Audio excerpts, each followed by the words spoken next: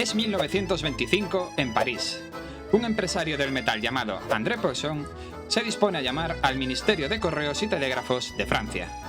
El empresario acaba de adquirir ni más ni menos que la Torre Eiffel, pero en esa llamada descubrió que había sido engañado, costándole 650.000 francos de la época. Lejos de allí, en un tren camino a Viena, el hombre que había llevado a cabo la estafa celebraba su triunfo. Pero ¿quién era ese hombre y cómo pudo ser capaz de cometer semejante estafa? Vamos a retroceder en el tiempo para descubrir quién era Victor Lustig, conocido también como el hombre que vendió la Torre Eiffel.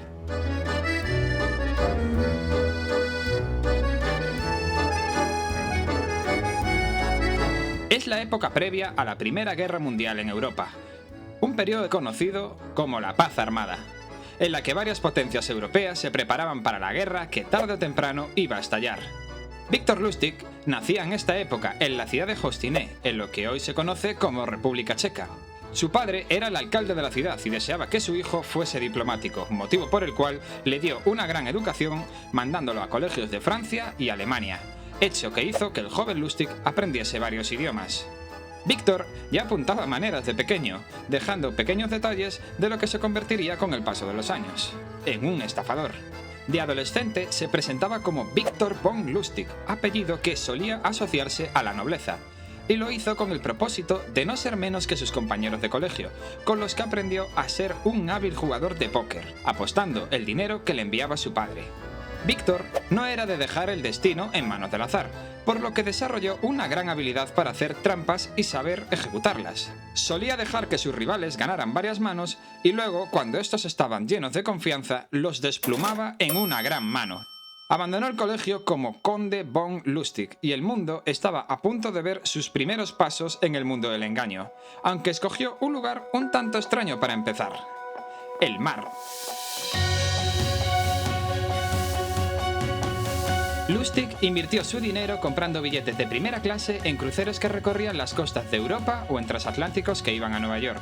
En estos cruceros se unía a partidas de póker con otros viajeros de primera clase, a los cuales desplumaba.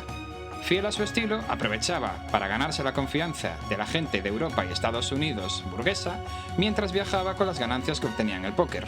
Esta vida le duró unos 2 años, hasta que lo identificaron como un jugador de póker profesional y le prohibieron la entrada en varias compañías de cruceros.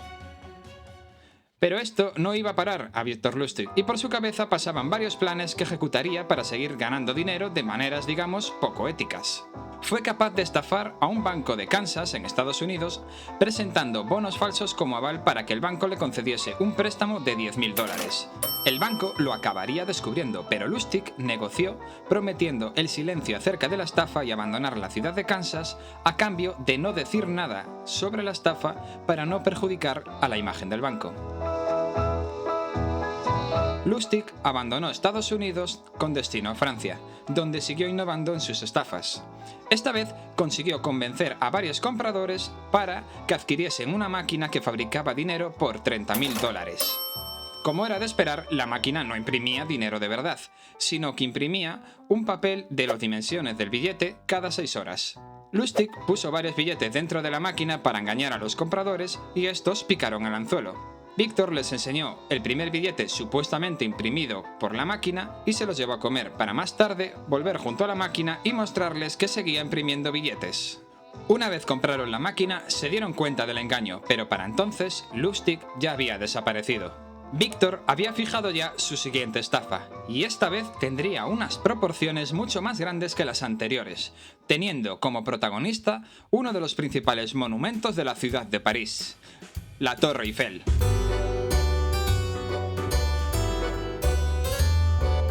Es 1925 y Francia, al igual que el resto de Europa, se recuperaba de los efectos de la Primera Guerra Mundial.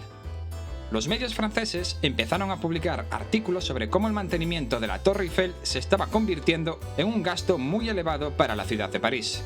Víctor vio en estos artículos una oportunidad. Lo primero que hizo fue documentarse acerca de la torre y descubrió la controversia que muchos artistas y arquitectos tenían acerca de construir un monumento de esas dimensiones con hierro. Lustig ya tenía claro lo que iba a hacer, pero antes necesitó falsificar documentación oficial del gobierno francés con la que escribió a los principales miembros de la industria del metal francesa, citándolos en el prestigioso Hotel Concorde. Una vez allí, Lustig se hizo pasar por un alto funcionario del Ministerio de Correos y Telégrafos, explicándoles a los empresarios que les había citado allí por un asunto confidencial y reservado. Les explicó que el gobierno francés no estaba dispuesto a seguir manteniendo la Torre Eiffel debido al alto coste que suponía, mostrándoles los artículos de periódicos que habían polemizado sobre el tema, y les explicó que la idea del gobierno era la de desmontar la torre para luego venderla como chatarra al mejor postor. Con toda la experiencia que había adquirido en los años anteriores haciendo timos, Lustig no presionó a los empresarios, sino que les invitó a comer y recorrió con ellos la ciudad de París, pasando por varios festines. Tiempo que Lustig aprovechó para observar y estudiar a sus víctimas, y se dio cuenta de que uno de los empresarios tenía mucho más interés que el resto en la compra de la torre: André Poisson, un distribuidor de chatarra con mucha ambición, quien terminó siendo el que pujaría más alto por hacerse con la torre. Pero Víctor había estudiado muy bien a su víctima y sabía que había tenido en el pasado varias irregularidades en sus empresas, además de aceptar sobornos, por lo que convocó al empresario en privado y, lanzándole muchas indirectas, Poisson picó el anzuelo y dedujo que para hacerse con la torre tenía que sobornar a este funcionario del Ministerio de Correos y Telégrafos, cosa que acabó haciendo, y acabaron cerrando el trato de la venta, recibiendo Lustig el primer pago por la venta de la torre de unos 650.000 francos de la época. Cuando pasados los días Poisson llamó al Ministerio de Correos y Telégrafos para organizar la operación, descubrió que había sido engañado. En ese momento, Victor Lustig estaba en un tren camino a Viena.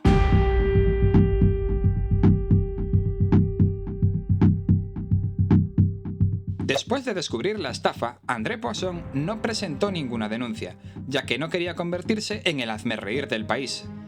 Mientras tanto, Victor Lustig volvía a París tan solo un mes después para repetir la estafa, cosa que consiguió. Pero a diferencia de la primera vez, esta vez las víctimas sí que denunciaron, por lo que Victor Lustig se vio obligado a abandonar Europa rumbo a Estados Unidos. En América siguió haciendo de las suyas y, entre otras estafas, consiguió engañar a Al Capone. Lustig conoció al capo de la mafia y de alguna manera consiguió que le prestase $50.000 para invertirlos en un negocio que, según él, daría mucho dinero. Lustig no hizo nada con el préstamo de Al Capone. Se lo devolvió varios meses después, contando al capo que el negocio no había salido del todo bien, pero quería devolverle su inversión a pesar de que Lustig había perdido dinero, cosa que no era verdad. Al Capone quedó admirado por su lealtad y obsequió a Lustig con $5.000. A pesar de estafar a uno de los capos de la mafia más famosos de todos los tiempos, a Lustig se le empezó a acabar la suerte. En 1929 decidió volver a Europa, pero esta vez fue detenido cuando se hacía pasar por un banquero norteamericano. Tuvo que sobornar a los guardias de la prisión donde estaba encarcelado para escapar y volver a Estados Unidos. En Norteamérica estuvo viviendo unos 5 años al montar una red que distribuía dinero falso por todo el país, pero fue detenido en 1935, cuando su pareja lo delató al enterarse de que Lustig le estaba engañando. Pudo fugarse cuando estaba a punto de ser juzgado, pero fue capturado a los pocos meses, siendo condenado a 20 años de cárcel en la prisión de Alcatraz, de la que en ese momento se decía que nadie se podía fugar. La vida de Victor Lustig se apagaba el 9 de marzo de 1947 en el Centro Médico Federal de Springfield, en Missouri, concretándose el final del hombre que vendió la Torre Eiffel 2 veces. Lustig no fue el único delincuente que se atrevería a tener un objetivo tan grande y respetado como la Torre Eiffel. En el año 1671, un delincuente llamado Thomas Bluth se atrevió a intentar robar las joyas de la corona de Inglaterra. Haz clic en la imagen para conocer su historia.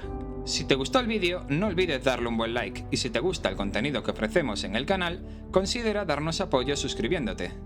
Saludos y nos vemos en el próximo vídeo.